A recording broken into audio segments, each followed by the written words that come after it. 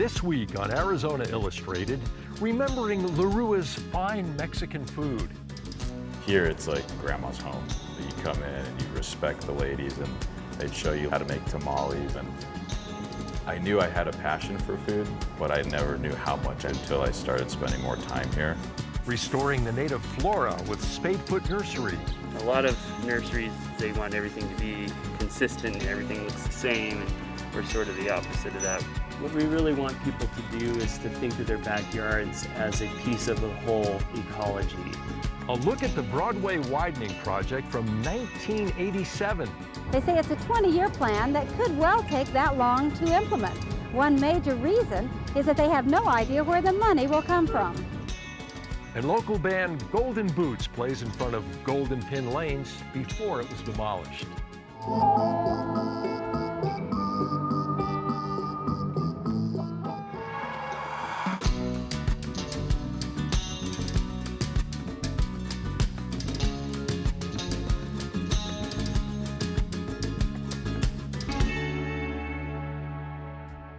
Hello, I'm Tom McNamara. Welcome to Arizona Illustrated.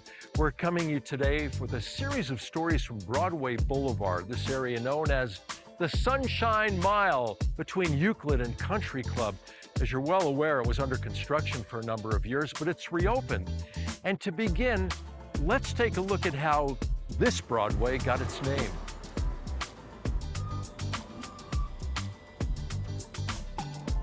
The street we now call Broadway Boulevard was originally called Camp Street. It was named in the early 1870s, and it was named for Camp Low.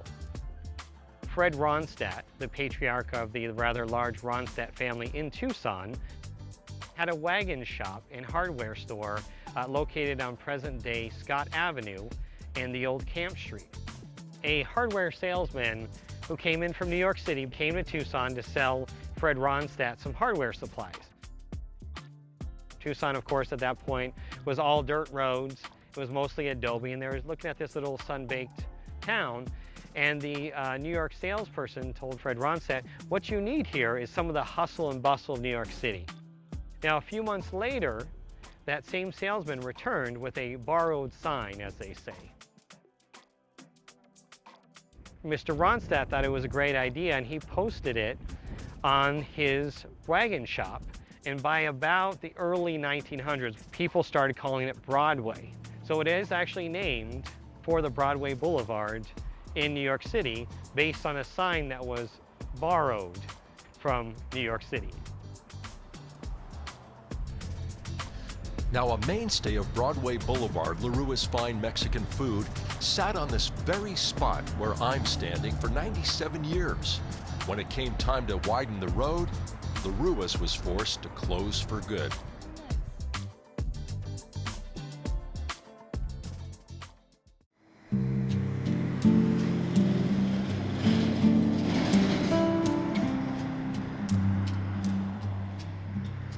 We're never going to replicate this. That's what happens when you demolish buildings that have history. I can bring the artwork, but it's still not going to be the brick that kids have run their hands on and people have spilled the hot sauce all over and they're like trying to wipe it off before the server sees it. The windows, the chandeliers, the beams that everyone thinks are about to cave in, they're actually hollow. You can't replicate that anywhere. Lerua's, we are open till 8 o'clock. Is this hot, Mikey? Yeah. Lerua's was started in 1922 by the Lerua's family. Tony Lerua was a banker. Lisa was his wife and can make some mean tamales. And they started down on 4th Avenue. And then in 1939, he bought the piece of property where we're at now and built it, and we've been open since '41. Hopefully selling the same great food.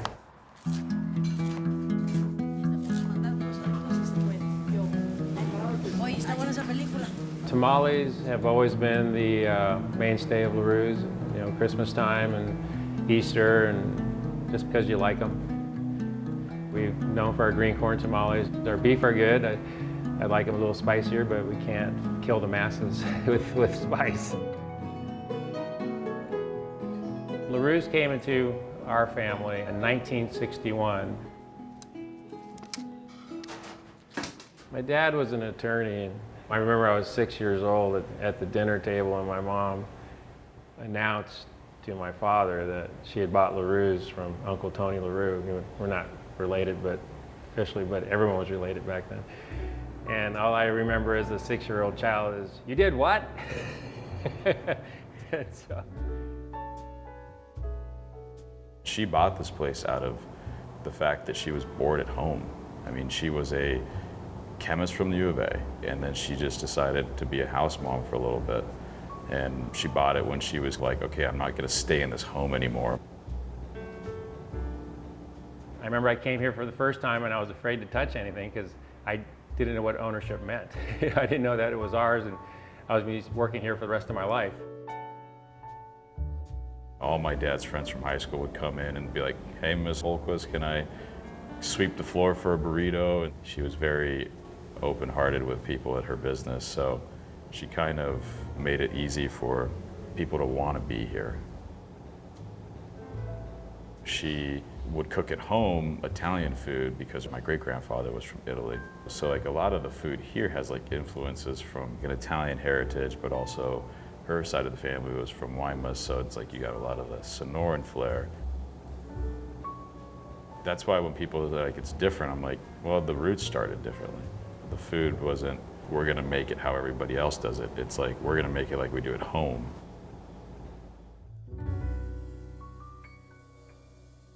I tried not to be in the family business, but I got sucked back in, and I was trying to be a pro golfer and didn't do very well, but I had the best year of my life. It was a lot of fun. But my parents started becoming ill, and this is a hard business on your health. So I jumped in and was working more, and from about 21 on, I've been running LaRue's. Here it's like grandma's home. You come in and you respect the ladies, and they'd show you how to make tamales. And I knew I had a passion for food, but I never knew how much until I started spending more time here. ¿Dónde lo escondiste? Sí, no me diga mentiras. My son Mike started working and he started cooking a little bit, but he decided he wanted to go to culinary art school, and he did really well. One's doing machaca, one's doing barbacoa. Here we go. Running restaurants in San Diego and working for different chefs in San Diego had no light. You learn a lot, but there's so many egos and there's so many of me's trying to get a job to just work a line. I came back here because one, it's my dad and family, but two, it was a blank slate. My side of the business is making sure that the lights are on and everyone gets paid, and pay my taxes and pay everything else and keep it going. And his side is cook and prep and prepare, and he's had some pretty wild dishes come out that were just absolutely famous. All his sauces are amazing. And we make everything here. France and Italy and from Mexico. Rita Reyes has been with us since '71. She was a young girl, and she buys all the corn. She's been with us 47 years. And Rosie's been with us 26 years. And if you take them all and add them up, I have a 26-year term of employment average. And the only thing I could say is that we take good care of them and they take good care of us. How about machaca with avocado, or do you want to do carne seca? Most of my customers are also my friends. They all know where to find me. Carne seca is awesome. Let's go with the carne seca. I had a gentleman who had not been in Tucson for 35 years. Big guy. Came in the door, this is about a year ago. He comes in, sits in the corner, I go, "I know you." And he goes, "No, you don't." I go, "Yeah, I remember you. You get 2 bean and cheese burros and an horchata every time." He goes, "Make it 3. Haven't been here in 35 years. I heard about Broadway widening in 1983. Driven across town on Broadway lately? Did you find the experience frustrating? You're not alone. That's why the city's transportation I bought the department spent last little year house next door, and I was told there was going to be some road widening. But I bought it anyway, knowing that we needed the space and the parking, and we were getting busier and busier. Well, 1987 came by and they announced that they were going to knock us down, widen the road. big to-do, and nothing happened. More talk started happening in '97, and then nothing happened. 2007 came, big to-do, nothing happened. 2017, things did finally start happening, so it was 35 years of hope and hurry and wait. And now we have closure. Well, they say they want to demolish it, June 1st. Part of me wants to get a keg with all my customers and sit across the street and just have a great old time. My staff wants to shackle their bodies to the building. What I'm going to do is I'm going to look at it and swallow it. It's going to be part of my past. My analogy is that they're paying us for our used car. Understandably, we've been here a long time. But I have to go buy a new car. And you're making me go buy a new car, or unless I go out of business. I just thought Broadway property in the city of Tucson would be worth more than what they paid me. So now it's time for me to say, okay, well, what makes sense for the business? What makes sense for me? I want my dad to retire, but even though if I say, Dad, I'll give you money to retire, he'd probably still show up and sweep and bus tables and talk to customers. That's just who he is. In the last 2 weeks, I've seen more emotions from my customers. People just crying. This building means a lot to them. So, I've got people like, my car just automatically drives to you guys. That's pretty funny. Not bad for 97 years old, little 15-table taco shop that sells, lobster tacos when the lobster's cheap enough to get it. We shine in our own light. I don't know what's next. There's a lot of people who are freaking out that we're not going to do something. But it's easier to say we don't have anything lined up or we may not reopen, because when I do reopen, if I reopen, it's going to spark another frenzy. If you're missing the Hultquist family behind Lerua's, Mikey and company are still cooking up their fine Mexican food at El Torero on 26th Street. And in 2020, Rio Nuevo announced that Lerua's would return to this stretch of Broadway, but those plans are still taking shape.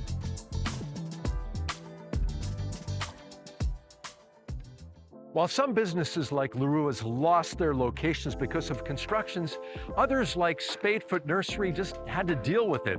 This plant nursery is a community hub here in Tucson for those interested in the local ecology and in growing native plants that support wildlife and use less water.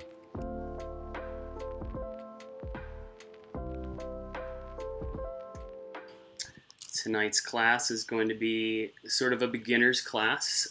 I want to ask you, do you still dress like this? So why do people plant gardens like this? This is an old way of thinking. It's forcing plants to behave like furniture.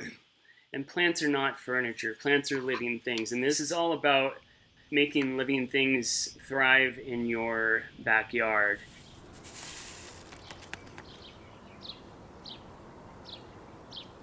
One of the things that dawned on me when we started the nursery is that we were giving people something they can actually do. Because the problems out there are really big. They're a lot bigger than us. And one thing you have a large impact with is your own yard. There are bees that don't have much bigger of an area their whole life than your yard.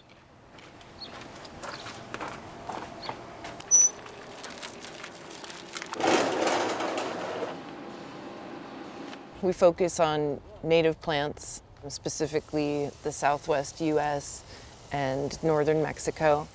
There's a lot of really cool plants that you could grow from, say, Australia and Africa, and really amazing, cool stuff, but it doesn't do anything to support the wildlife here.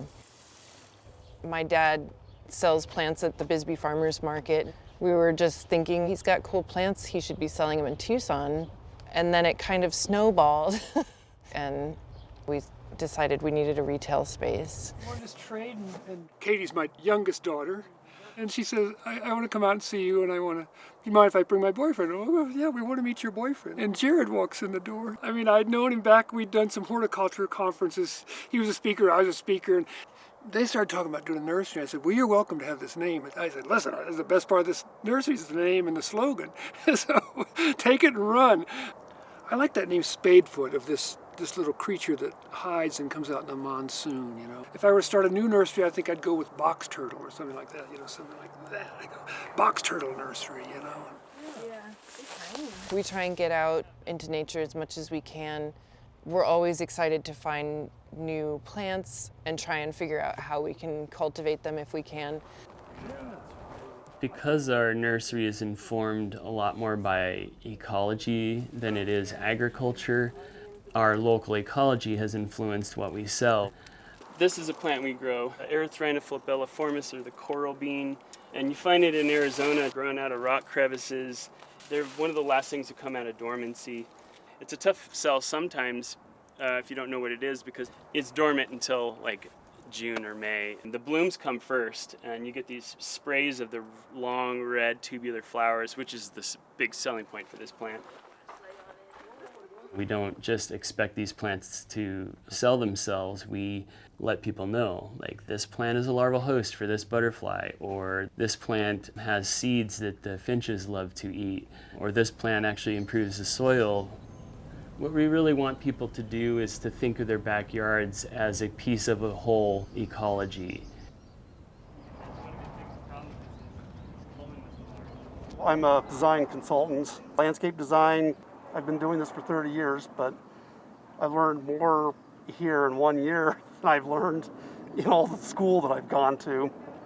Actually, I work at Roma Imports, and they come in to get lunch a lot. And so I was like, wow, I should go check them out. I ordered some globe mallow, some penstemons for a more pollinator-friendly space. It definitely feels like it could be nonprofit work where there's a lot of education. I feel like that's the way that word's going to get out, is you start with one person and then they educate someone else. I mean, we have what we call repeat offenders, where people are buying plants at least once a week. And we're starting to worry if we need to like cut them off or like start a group to help people slow down. But we're in the same boat, you know, we own a nursery and we still go to plant sales and buy new plants. We grow a lot of stuff from seed. A lot of the plants that we're growing are not in cultivation, but I also prefer to grow from seed for the genetic diversity. We really look at what we're doing as a form of restoration, and genetic diversity is a huge part of trying to restore the flora. A lot of nurseries, they want everything to be consistent and everything looks the same, and we're sort of the opposite of that. We want that diversity.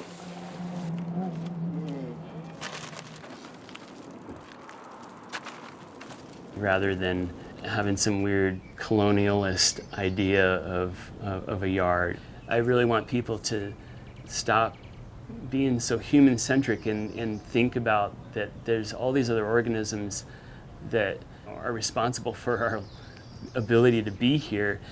The more people pay attention to their own backyard and it becomes a trend, the more impact we can have, because as these creatures are often migrating through our yards, they find that safe space. They know how to find it. We could learn a lot from them if we were just a little quieter, let them have some space. We're giving you a look today at the fresh, newly reopened Broadway Boulevard, flowing again after years of construction. You know, that project took a long, long time. How long? Well, here's a story about it from 1987. Driven across town on Broadway lately? Did you find the experience frustrating? You're not alone. That's why the city's transportation department spent the last year and a half looking for ways to improve the traffic flow. Well, it is the major east-west arterial. It does connect downtown. So Broadway is going to increase as a magnet street.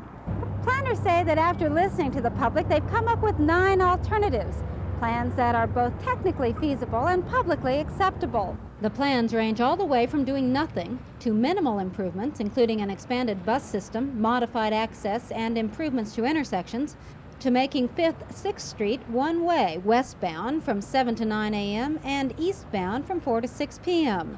The alternatives include widening intersections, widening Broadway, grade separations at 7 major intersections, high occupancy vehicle lanes for cars with more than 2 occupants, vans, buses, and so on, a light rail system, or an elevated transit system. They say it's a 20-year plan that could well take that long to implement. One major reason is that they have no idea where the money will come from. There are some possibilities for funding, potentially through the federal level, potentially through the local level, potentially through some private sector initiatives. It's hard to say right now, but we have to look at the total spectrum of where funds can come from. Other considerations are air quality, time and accident reduction, and the adjacent neighborhoods. Whether or not the 9 alternatives, or any combination of them, become reality on Broadway remains a big question mark. The fact that the voters in Tucson recently turned down a half-cent sales tax increase to pay for transportation improvements does have the planners concerned. Without additional funding, we probably wouldn't do anything. So what happens to all your work and all your plans and the 9 alternatives now? We put them on the shelf. It's really about what happens to them. Unless we can identify some funding, they end up on the shelf. This stretch of Broadway is home to some of the best examples of Tucson's early to mid-century architecture. The public art that was unveiled as the road reopened is homage to that history. Designed by artist Dirk J. Arnold, 50 breeze block suns line the street's light poles. The desert colors are meant to evoke sunrises and sunsets. You can also find 16 oversized breeze blocks along the route and a salvaged breeze block wall. The artist says he hopes this artwork will contribute to the dynamic future of this historically significant district.